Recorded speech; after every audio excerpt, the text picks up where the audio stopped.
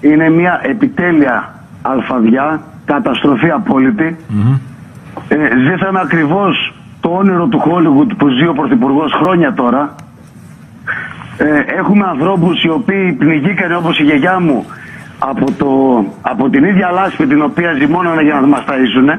Οι ίδιοι άνθρωποι που είναι υπεύθυνοι εδώ για την περιοχή, και δεν μιλάω μόνο για τη Δημοτική Αρχή, μιλάω για την περιφέρεια, μιλάω για το ίδιο το κράτος, το οποίο καθησύχασε τον κόσμο ότι δεν συμβαίνει τίποτα, ενώ ξέρανε ότι θα συμβεί ακριβώς αυτό το πράγμα. Το γνωρίζανε.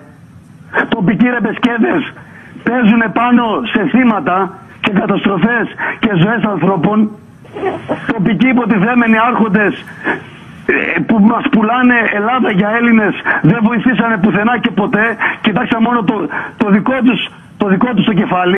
Μέχρι πρόσφατα φωτογραφιζόντουσαν με υπουργούς που οι υπουργοί οι ίδιοι λέγανε τι να κάνουμε με 500 κυβικά νερό ανά τετραγωνικό, ανά χιλιόμετρο, δεν ξέρω πώς το είπε.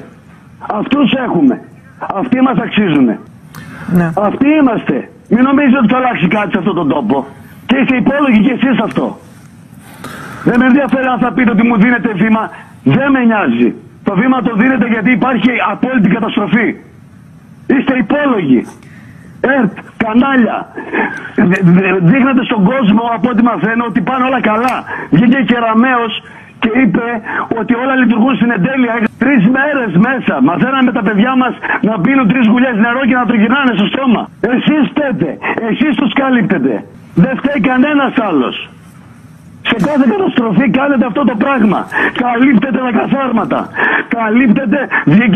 Βγήκε το άλλο το ρεμάλι, ο εκπρόσωπος τύπου της πυροσβεστικής, και είπε ότι ο βλοχός είναι ορεινός. Ο άσχετος. Καταλαβαίνω. Πραγματικά, ένα λεπτό. Σας ακούσω. Καταλαβαίνω ούτε απόλυτα. Εσύ, ούτε οι διπλανοί σου καταλαβαίνετε. Ούτε ξέρω ποιοι είστε εκεί. Και δεν με νοιάζει. Δεν καταλαβαίνετε τίποτα. Βγαίνουν κάθε πρωί πολιτικοί ρεμπεσκέδες. Γιατί καταλαβαίνουμε τι τραβάτε, εντάξει, και εμείς